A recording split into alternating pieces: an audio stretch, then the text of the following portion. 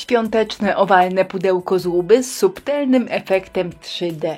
No nie wiem, czy nie przesadziłam z tym subtelnym efektem, bo jak patrzę na zdjęcia, to nie mam pojęcia, gdzie to 3D miałoby być.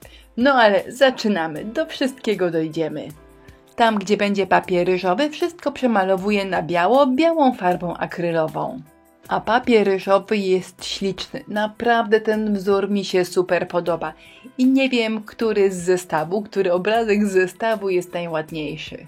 Niby każdy ładny, ale jak zaczęłam dobierać ten, który najlepiej wygląda na wieczku, to okazało się, że wcale nie wszystkie pasują. Pasuje akurat ten. Wzór pasuje, bo jeżeli chodzi o wymiar, to trzeba będzie troszkę pokombinować. To jest klej do decoupage i przyklejam moje wzory w 2 etapach. Pierwszy etap jest najważniejszy i wiąże się z rozmieszczeniem wzorów na wieczku oraz po bokach. Drugi etap to uzupełnianie dziur.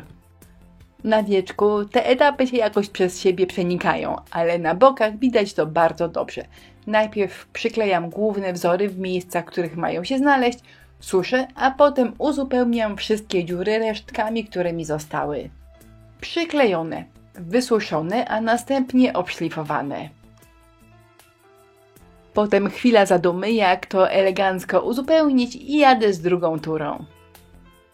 Ten papier ryżowy jest cudowny, on praktycznie wszystko wybacza, bo nawet jeżeli coś do siebie nie pasuje, przyklejamy i okazuje się, że całkiem fajnie. Suszę i pozbywam się jakichś kawałków, które wystają mi poza pudełko. I teraz cały papier ryżowy dokładnie lakieruję raz, a najlepiej 2 razy.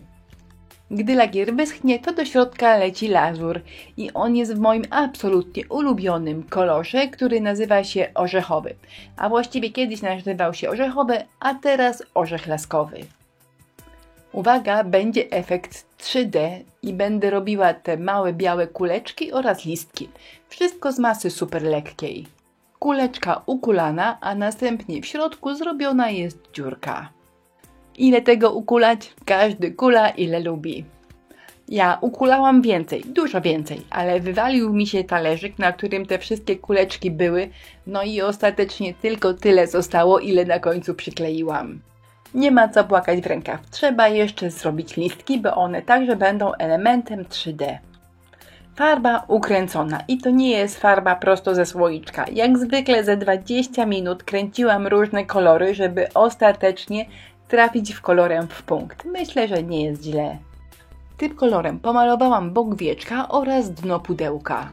Pochlapałam boki oraz pofarbowałam koronkę oraz wstążeczkę. Bawełniana koronka oraz bawełniana wstążeczka. Bez problemu pofarbujemy je farbą akrylową, do której dodamy trochę wody.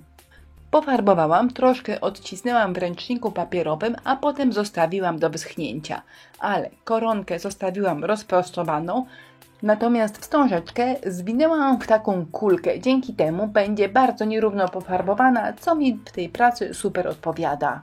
To jest resztka kulek, które zebrałam z podłogi. No trudno, muszą wystarczyć.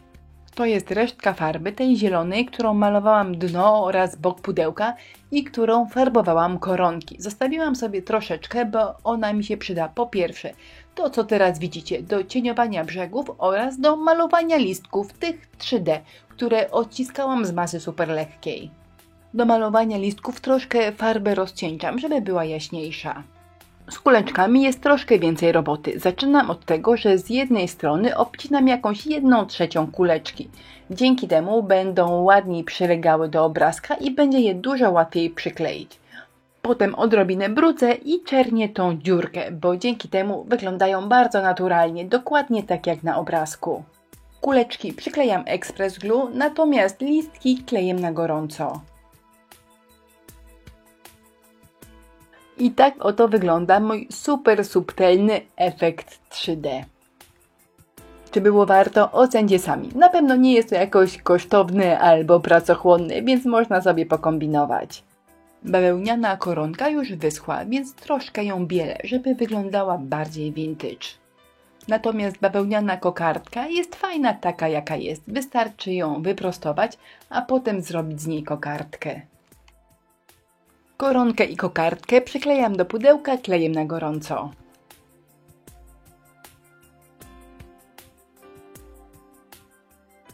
Gotowe pudełko prezentuje się tak. Jak zwykle wszystkie produkty, których używałam, znajdziecie w linkach w opisie tego wideo. A ja zapraszam za tydzień na kolejny film.